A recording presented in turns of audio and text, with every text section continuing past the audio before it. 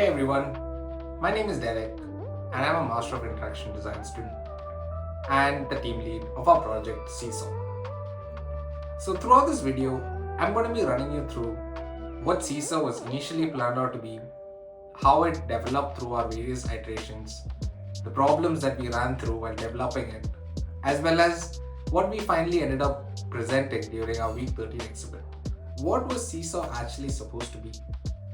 Initially, our idea was to make SeaSaw an immersive single-player experience that transforms real-world ocean data into a dynamic and interactive journey. Users would have to use their balance to navigate through an ocean, which would be affected by the conditions of the locations that they select on a map. These conditions would be sort of pulled in from Marine Weather API so that it gathers in real-world data. SeaSaw was actually designed to sort of be a training simulator for those who are planning to get into the waters or into the ocean, be it fishermen or sailors. So for our passive prototype, we sort of presented this, where a user would be standing on the balance board with the projection of the ocean being shown by the projector in a top-down display. Users would have to select a location from the map as shown here, where there would be buttons embedded here, and then real-world data would get pulled in from the API, which for now was being shown on my laptop. Towards the end of our passive prototype testing and our showcase, we actually received two crazy ideas. The first one being, it is so much more fun doing that.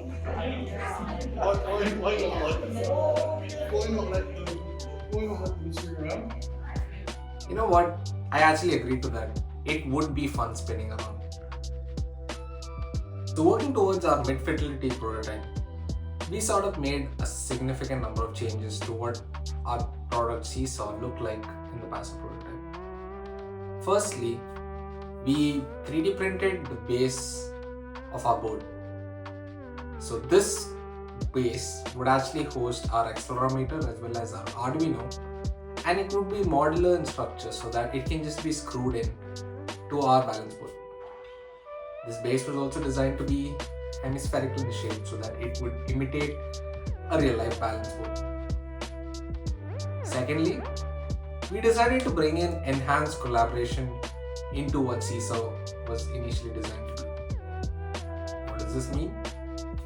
This means that we plan to add in a second player into the experience so that SeaSaw becomes a collaborative experience. Thirdly, SeaSaw was just a journey through the ocean.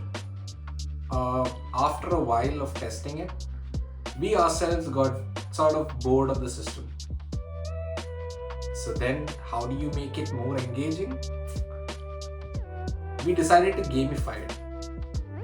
So SeaSaw then later evolved into a collaborative experience where users would have to come together to collect coins or stars across the ocean.